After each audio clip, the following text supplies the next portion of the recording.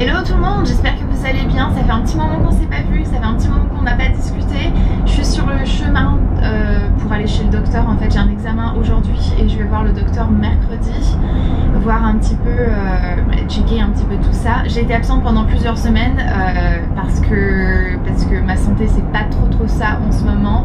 Je suis très fatiguée et tout, et bon, enfin je sais pas, j'ai chopé un truc, j'ai chopé une sorte de virus très bizarre parce que j'avais pas de fièvre ni quoi que ce soit, mais j'ai été mal, j'ai toussé pendant je ne sais combien de temps, enfin bref c'était tout un truc.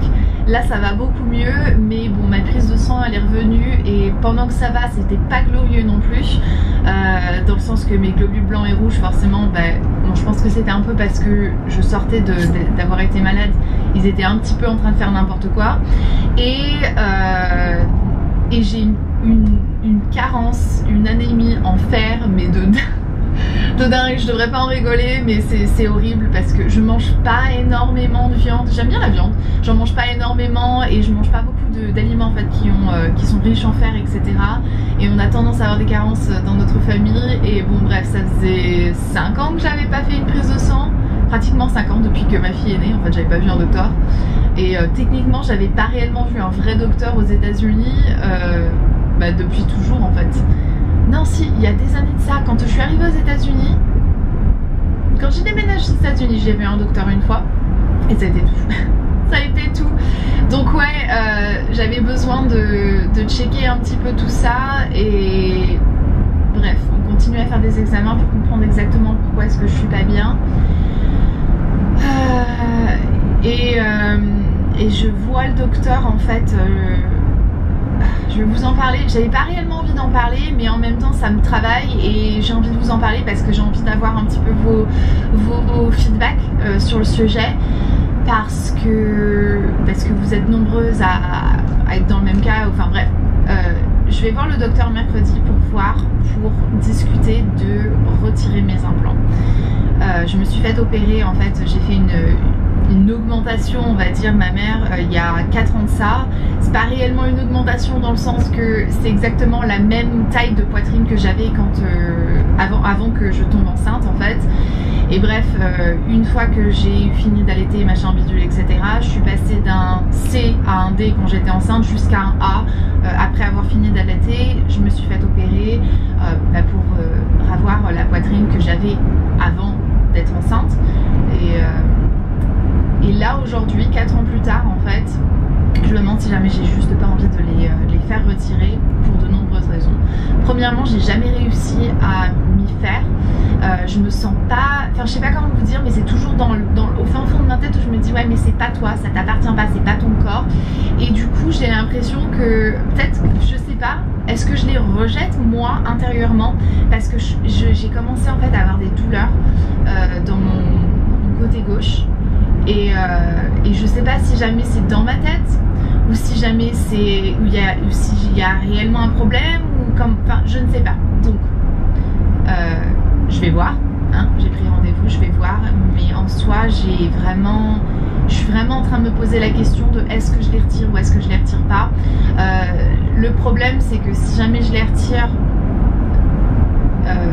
j'ai peur de pas m'accepter. J'ai vraiment peur de pas...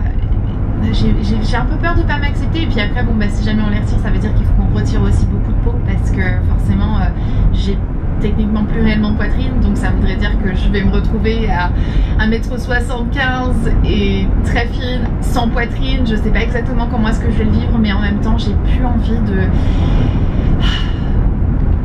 Ouais, j'ai plus envie d'avoir un corps étrange. Je sais pas comment vous expliquer. Et vous allez me dire, parce que j'en ai pas à la Hunter, et il m'a dit ouais, enfin il y a 4 ans tu fais ça, il y a 4 ans tu décides que tu veux faire ça, et là maintenant tu décides que tu le veux plus. Je dis bah ouais, d'accord, ouais, je sais que c'est un petit peu ridicule, mais en même temps je préfère paraître ridicule à avoir changé d'avis en 4 ans de temps que de vivre dans ma bêtise et de me dire bon tant pis, j'ai fait une décision il y a 4 ans et je reste là-dessus et c'est tout. Enfin je sais pas. Et j'ai vraiment juste envie de prendre soin de moi, de prendre soin de ma santé, et tout. Je sais pas comment vous dire, mais je me suis réveillée il y a pas très longtemps et je me suis dit, tu sais quoi, tu prends pas soin de toi en fait. Tu pleures, pourquoi est-ce que j'ai cet inconfort? Est-ce que c'est dans ma tête ou est-ce que c'est réellement là?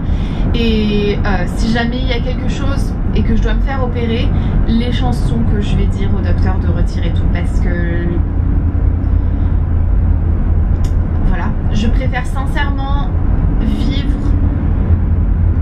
et ne pas être réellement confortable avec moi et mon corps, mais être en bonne santé, que de pas être en bonne santé et de pouvoir me dire que je suis canon dans le miroir, quoi. Enfin, je sais pas comment vous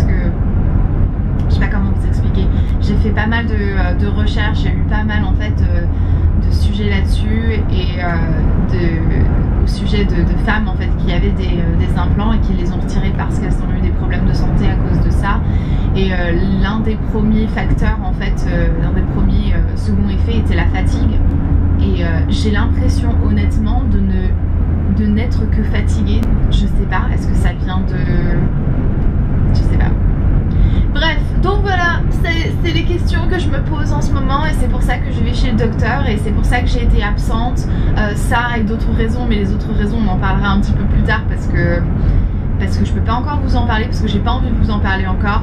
Mais bref, ouais, j'ai disparu un petit peu de la surface des réseaux sociaux parce que je suis en train d'essayer de prendre soin de moi, et voilà. Et puis en plus je suis en train de préparer aussi mon retour en France. J'avouerai que j'appréhende pas mal mon retour en France. Je sais pas exactement, j'appréhende toujours mes retours en France, mais en plus de ça, là avec le coronavirus, ouais, je sais pas, l'Europe c'est un petit peu compliqué. Je sais bien qu'en Italie il y a beaucoup de problèmes et tout, l'Italie étant juste à côté de la France. Je sais pas, bref, je sais pas, mais en même temps j'ai pris mes billets, je peux pas réellement annuler parce que sinon je vais perdre mon argent des billets, et j'ai une tonne de rendez-vous et tout, donc c'est un voyage que j'attends depuis un petit moment parce que j'ai plein de rendez-vous et que j'ai hâte d'avoir ces rendez-vous, mais en même temps ah, ma caméra qui bouge, j'ai freiné et elle a bougé. Ouh là là, bah il y a un énorme trou là dans la roue. C'est quoi ce bordel? Ça c'est les news, ma caméra elle bouge. Enfin bref, je vais continuer ma petite route. Je suis bientôt arrivée, mais je vais continuer ma petite route. Et on se reparle un peu plus tard. Ben, monsieur dans la Chevrolet, tu fais quoi? T'y vas? Tu tires ou tu pointes? Elle est trop mignonne ta petite Chevrolet par contre, monsieur. Hello, tu viens avec moi mon chouchou? Viens. On va profiter un petit peu du bon temps. Il y a mon lave-vaisselle qui est en train de tourner en plus, donc ça fait du bruit, et là on entend les oiseaux. C'est tellement agréable, c'est tellement plus agréable. Je vais m'installer là, mais ouais, du coup hier soir je suis fatiguée, je suis désolée, j'ai passé une nuit, mais alors j'ai pratiquement pas dormi de la nuit parce que on était en alerte tornade. Il y a une tornade qui est passée dans Nashville. On habite à l'extérieur de Nashville, donc on a eu beaucoup de chance, on n'a pas été touché. Néanmoins on entendait en fait le bruit de la tornade la nuit. Les sons en fait se déploient et tout, et c'était hyper flippant. Toutes les alarmes de la maison se sont mis en route pour nous dire que on n'avait plus d'électricité, mais on était en alerte tornade, etc. Donc on s'est tous réfugiés ensemble et tout. Babou il avait tellement peur, le pauvre. Les filles elles ont disparu de toute manière. Ça c'est toujours un truc qui me fait flipper, c'est que je me dis à chaque fois quand il y a un truc comme ça, quand il y a une tornade, nous on est censé se réfugier en fait dans notre garde-manger. Je vais vous montrer. Quand on est en alerte, en fait, on a déjà un panneau.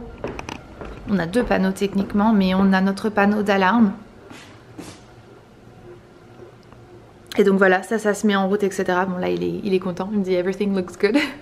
Mais ça fait du bruit, etc. Donc toutes les alarmes s'enclenchent. Et ça nous dit qu'on doit regarder, on doit faire attention. Quand c'est une alarme, ça veut dire que il y en a une, et quand c'est l'alarme.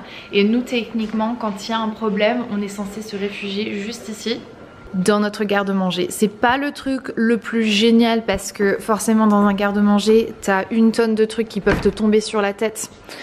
Et donc techniquement on est censé retirer tout ça pour pouvoir se mettre tous là ensemble et attendre que ça passe. Et ça c'est techniquement en fait l'endroit le plus sûr de la maison parce que c'est sous les escaliers en plein milieu de la maison, il n'y a pas de fenêtre et tout. Le deuxième endroit sûr serait notre dressing, mais il est c'est sur un mur en fait extérieur. Le Tennessee c'est pas une zone à grand risque de tornade.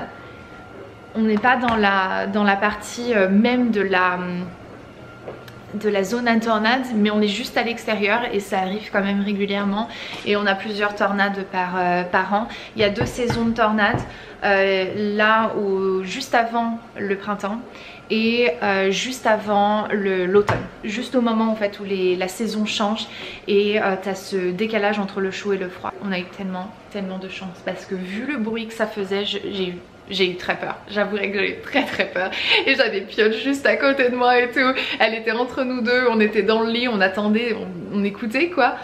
Et j'essayais de pas sursauter à chaque coup de tonnerre que j'entendais, à chaque bruit de vent qui était... Oh c'était... Bref, parce que je voulais pas la faire flipper et bon écoutez, ça va.